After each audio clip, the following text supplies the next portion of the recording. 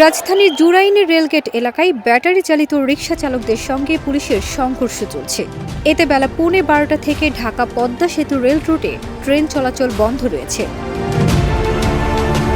Kamalapur rail station master Anwar Hossain জানান, শুক্রবার বেলা 11:45 দিকে রিকশা চালকদের অবরোধে জুরাইন রেল স্টেশনে নারায়ণগঞ্জ কমিউটার আটকে যায়।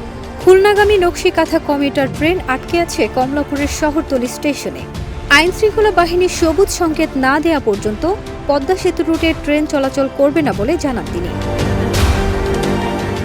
এর আগে গতকাল বৃহস্পতিবার মহাখালী রেলগেট এলাকায় অটো রিকশা চালকদের অবরোধে 6.5 ঘণ্টা বন্ধ ছিল ট্রেন চলাচল। এতে অবর্ণীয় দুর্ভোগে পড়ে রেল যাত্রীরা।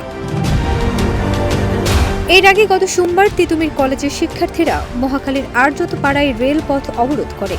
এ সময় আন্তনগর উপকূল এক্সপ্রেস ট্রেনে পাথর নিক্ষেপ করে দুর্বৃত্তরা।